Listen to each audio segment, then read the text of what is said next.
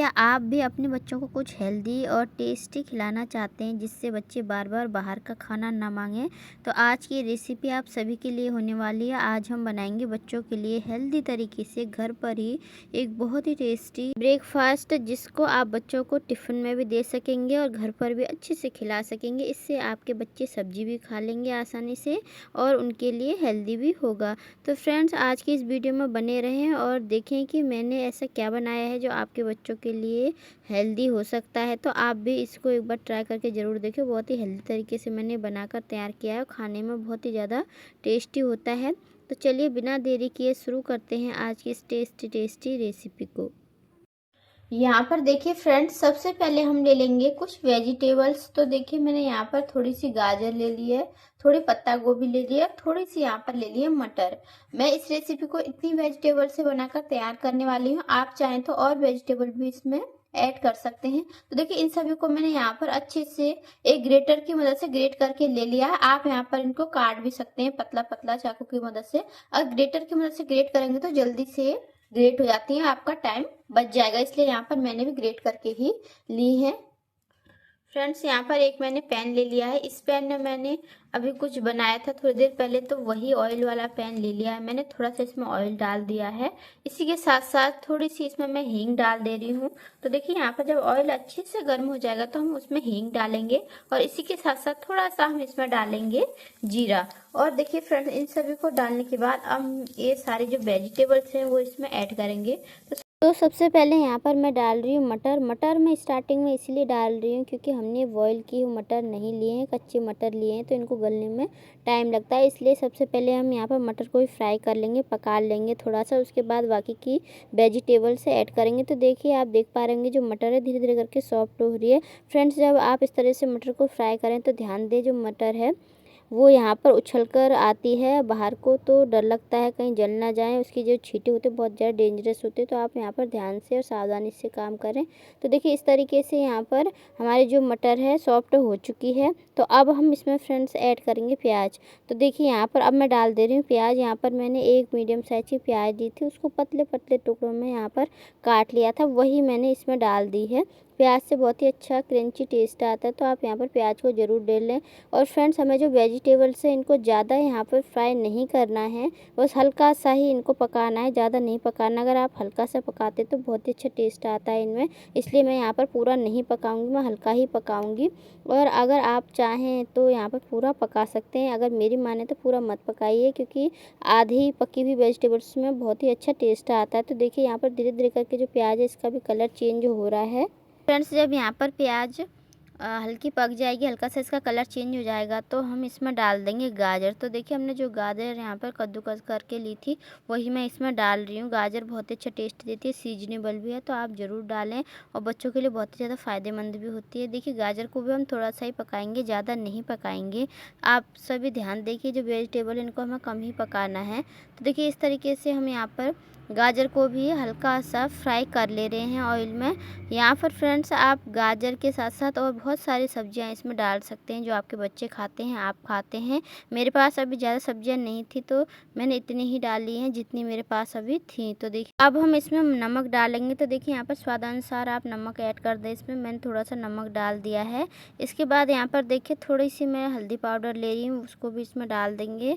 1 चम्मच जितना मैंने धनिया पाउडर ले लिया है, वो भी इसमें डाल देंगे। और साथ ही साथ फ्रेंड्स, इसमें डालेंगे इसका जो टेस्ट है उसको बढ़ाने के लिए एक बहुत ही ज़रूरी चीज़ वो है कसूरी मेथी। कसूरी मेथी बहुत ही ज़्यादा फ़ायदेमंद होती है हम सभी के लिए, तो आप यहाँ पर ज़रूर डालें। इसके बाद देखिए यहाँ पर मैं 1 चम्मच जितना डाल दे रही हूँ अमचूर पाउडर, जो कि बहुत ही अच्छा टेस्ट लाता है इसमें। अब इन सभी को हम यहाँ पर मिक्स कर लेंगे अच्छे से।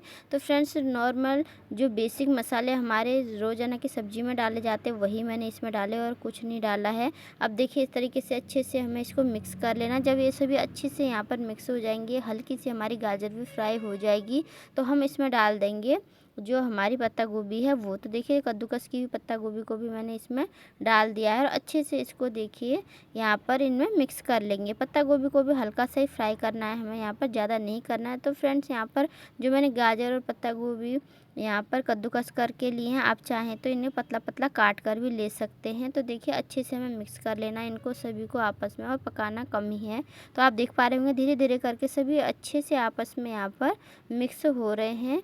तो फ्रेंड्स इस तरीके से अच्छे से हमें इसको यहाँ पर मिला लेना है। गैस का फ्लेम हमें लो टू मीडियम ही रखना है, लो टू मीडियम फ्लेम पर ही हमें सारी प्रोसेस यहाँ पर करनी है। तो देखिए अच्छे से जो पत्ता गोभी है वो भी हमारी इन सभी सब्जियों में मिल चुकी है, जैसे कि आप सभी देख पा रहे हैं। तो फ्रेंड्स अब इसी स्टेज पे हमें इसको निकाल लेना है। तो यहाँ पर मैं इसको एक प्लेट या थाली में निकाल लूँगी। यहाँ पर मैंने एक बाउल ले लिया, इसमें मैं डाल रही हूँ गेहूं का आटा।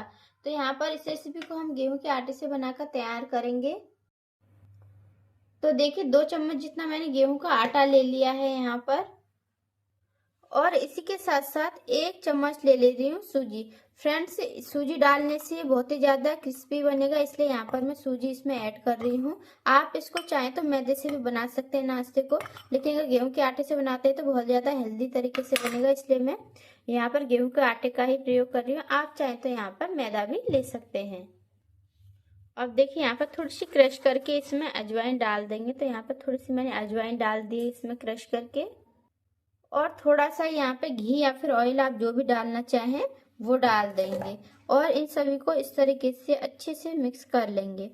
फ्रेंड्स इस तरीके से घी या फिर ऑयल डालने से बहुत ही ज़्यादा सॉफ्ट बनते हैं, तो इसलिए मैं यहाँ पर थोड़ा सा घी डाल दे रही हूँ, और अच्छे से इनको देखिए हाथों की मदद से यहाँ पर मिक्स कर लेंगे। तो देखिए ये सभी अच्छे से मिक्स हो चुके हैं। फ्रेंड्स यहाँ पर मैंने मिर्ची का यूज कहीं भी नहीं किया है। अगर आप बच्चों के लिए नहीं बना रहे हैं तो मिर्ची डाल सकते हैं, बट मैं बच्चे के लिए बना रही हूँ तो मिर्ची यहाँ पर मैं नहीं डालूंगी। और देखिए अब हम इसका यहाँ पर डो लगाकर तैयार करेंगे। तो मैंने ले लिया है पानी, और थोड़ा थोड़ा पानी करके इसको अच्छे से यहाँ पर आटे की तरह लगा लेंगे। जैसा कि हम आटा लगाते हैं वैसे यहाँ पर लगा लेंगे, और इसका जो डो लगाएंगे हम ना ही ज़्यादा सॉफ्ट लगाएंगे और ना ही सख्त लगाएंगे। तो इस तरीके से देखिए अच्छे से हम हाथों की मदद से इसको यहाँ पर गूंथ लेंगे। तो देखिए कुछ इस तरीके से मैं अच्छे से इसको गूंथ ले रही हूँ, और आटे की तरह सेम इसको हम बनाकर तैयार करेंगे। तो फ्रेंड्स देखिए यहाँ पर अच्छे से हमने डो लगा के तैयार कर लिया, ना ही सॉफ्ट लगाया है और ना ही यहाँ पर हमने हार्ड लगाया है। तो अब इसको हम थोड़ी देर के लिए अलग रख देंगे, और देखिए तब तक हमारी जो स्टफिंग है वो भी यहाँ पर अच्छे से ठंडी हो चुकी है। तो फ्रेंड्स अब हम यहाँ पर अपना आटा चेक करते हैं। तो आटा भी हमारा अच्छे से सेट हो चुका है, जैसा कि आप सभी देख ही पा रहे हैं। अब हम इसकी यहाँ पर लोइयाँ काट कर लेंगे। तो देखिए यहाँ पर एक मैंने चकला ले लिया है, इसमें इस तरीके से आटे को रखेंगे और इसकी 3 लोइयाँ यहाँ पर कट करके तैयार कर लेंगे। तो देखिए इस तरीके से 3 लोइयाँ मैंने काट ली है। अब इसको ऐसे गोल करके बेल लेंगे। तो फ्रेंड्स जो हमें ये बेलनी है रोटी, ये लंबाई में बेलनी है, गोल नहीं बेलना है, इसको लंबा लंबा ही बेलना है। तो देखिए कुछ इस तरीके से हमें इसको यहाँ पर बेल लेना है, जैसे कि आप सभी देख ही पा रहे हैं। ध्यान रहे लंबाई में ही बेले, अगर नहीं बेली जा रही तो थोड़ा सा सूखा आटा ज़रूर लगा लें अगर चिपक रहा है तो, नहीं तो आसानी से अगर आप थोड़ा सख्त डो लगाते हैं तो ये बिल जाती है। तो देखिए इस तरीके से लंबाई में हमें इसको बेल कर तैयार कर लेना है। और देखिए यहाँ पर अच्छे से हमने इसको बेल कर तैयार कर लिया है। अब बारी आती है इसमें स्टफिंग भरने की। तो देखिए हमने जो स्टफिंग बनाई थी उसको इसमें भरेंगे। तो इसको देखिए इस तरीके से लंबाई में इसमें भरना है, ना कि बीच में। तो आप देख पा रहे होंगे थोड़ा सा ऊपर से भी मैंने स्पेस छोड़ा है और थोड़ा सा नीचे से भी, और इस तरीके से लंबाई में हम इसको भरेंगे। अब अभी मैं आपको बताती हूँ कि इसको हमने लंबाई में क्यों भरा है। तो देखिए इस तरीके से सारी वेजिटेबल हम इसमें भर देंगे, स्टफिंग कर देंगे अच्छे से। तो देखिए स्टफिंग हो गई। अब हम इस तरीके से इसको देखिए पलट देंगे। यहाँ पर हमें इसका रोल बनाना है, तो ऐसे करके हमें पलट देना है और ऐसे करके गोल गोल इसको घुमा लेना है।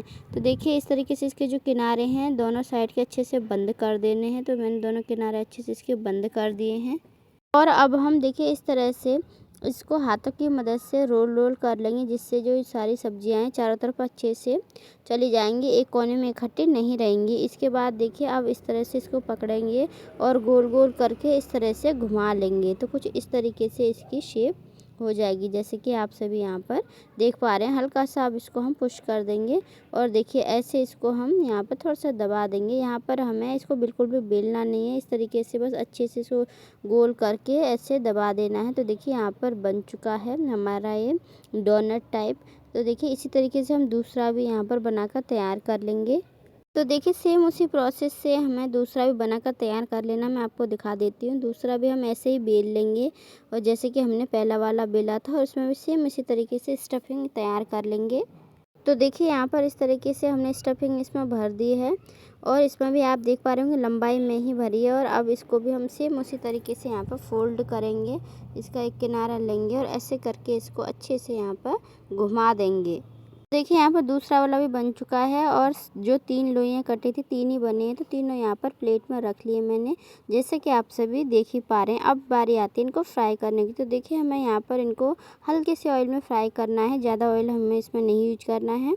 तो गैस का फ्लेम अभी हम लो कर देंगे। लो फ्लेम पर हमें थोड़े से ऑयल में इनको अच्छे से फ्राई कर लेना है, दोनों साइड बढ़िया से गोल्डन ब्राउन होने तक सेक लेना है। और ध्यान रहे जो गैस का फ्लेम है वो लो ही रहे, लो मीडियम फ्लेम पर। अगर आप इसको फ्राई करते हैं तो अच्छे से फ्राई हो जाता है, जलता बिल्कुल भी नहीं है, ना ही कच्चा रहता है। तो देखिए मैंने यहाँ पर इनको डाल दिया है, थोड़ी देर के लिए इनको पकने दूंगी। पकने में इनको लगभग 5 से 10 मिनट का टाइम लगता है, तो आप यहाँ पर इतना टाइम इसको दें और अच्छे से पकने दें। तो देखिए फ्रेंड्स यहाँ पर जब एक साइड ये अच्छे से पक जाएंगे तो हम इनको पलट देंगे, इस तरह से गोल्डन ब्राउन कलर के हो जाएंगे। जब एक साइड अच्छे से पक जाएंगे तो दूसरी साइड भी हमें सेम इसी तरीके से इनको पकाकर तैयार कर लेना है। तो देखिए आप देख ही पा रहे होंगे जो तेल है मैंने बहुत ही कम डाला है और अच्छे से इनको हम यहाँ पर अब पका के तैयार कर लेंगे। एक साइड पक चुके हैं, दूसरी साइड भी सेम इसी तरीके से हम इसको पकने देंगे। अगर आपको लग रहा है कि अच्छे से नहीं पके हैं तो आप इनको दोबारा सेक सकते हैं, दोबारा फ्राई कर सकते हैं। तो फ्रेंड्स यहाँ पे मुझे भी लग रहा था, देखिए जो एक देख पा रहे हैं आप वो अच्छे से नहीं पकाए, तो मैंने वापस से इसको अच्छे से पका लिया है। तो देखिए दूसरा वाला भी अच्छे से यहाँ आप देख पा रहे होंगे पक चुका है और दूसरी साइड भी कितना अच्छा कलर आया है, जैसे कि आप सभी देख ही पा रहे हैं। तो फ्रेंड्स ये सभी अच्छे से पक चुके हैं। अब हम इनको एक एक करके यहाँ पर प्लेट में लगा लेंगे। तो देखिए एक एक करके मैं इनको यहाँ पर प्लेट में लगा ले रही हूँ। तीनों को, तीनों रेडी हो चुके हैं अच्छे से पक के, जैसे कि आप सभी देख ही पा रहे हैं। तो फ्रेंड्स आप सभी भी एक बार इस रेसिपी को ट्राई करके ज़रूर देखें।